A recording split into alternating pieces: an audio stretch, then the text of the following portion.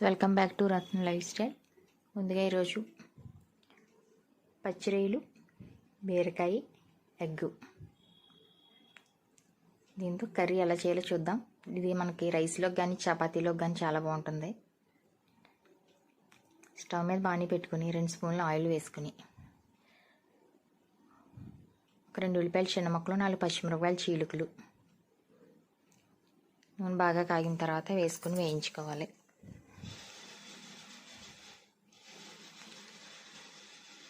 ఉల్లిపాయలు దోరగా వేగిన తర్వాత ఒక రెబ్బ కరివేపాకు కూడా వేసుకుని వేయించుకోవాలి.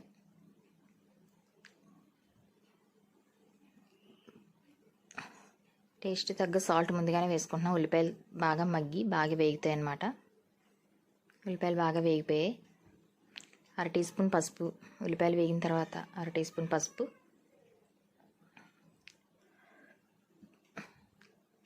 బీరకాయ ముక్కలు కూడా వేసుకోవాలి. దీంట్లో మరి ఎక్కువ కాదు, ఒక బీరకాయ వేసాను అనమాట. ఒక బీరకాయ ముక్కల కింద కట్ చేసి,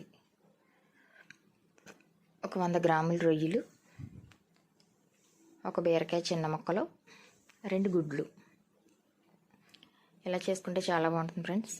మనకి రైస్లోకి కానీ చపాతీ పుల్కాల్లోకి చాలా బాగుంటుంది తిన్నందుకు. మీరు కూడా ఇలా ట్రై చేయండి ఒకసారి. ఒక బీరకాయ చిన్న ముక్కలు కట్ చేసుకుని అవి కూడా వేసేసుకోవాలి.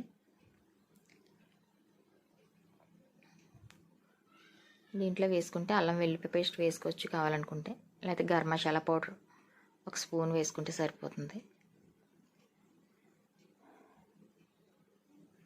వేగిపోయిన తర్వాత ఒక 2 స్పూన్లు కారం, ఆల్రెడీ మనం సాల్ట్ వేసుకున్నాం, పసుపు కారం వేసుకుని ఒకసారి కలిపేసుకుని గుడ్లు కూడా, కొన్ని జీడిపప్పులు కూడా ఉంటే వేసుకున్నాం. అవి ఏం వేసుకోవసరం లేదు, పచ్చి జీడిపప్పులు అనమాట ఇవి. కావాలనుకుంటే ఏ జీడిపప్పులన్నా వేసుకోవచ్చు, మీకు ఇష్టమైతే, లేకపోతే లేదు.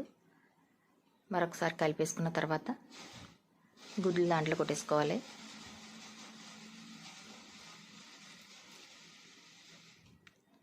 గుడ్లు దాంట్లో కొట్టేసుకుని ఇప్పుడు కొంచెం వాటర్ పోసుకోవాలన్నమాట. ఒక 1/2 గ్లాసు వాటర్ పోసుకుని ఉడకనివ్వాలి బాగానే. ఒక 1/2 teaspoon garam masala powder వేసుకున్నాను నేను.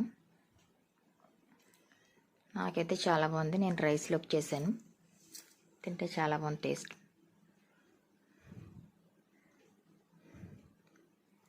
ఇవన్నీ మగ్గిన తర్వాత గుడ్లు 2 వేసేసుకుని దాంట్లో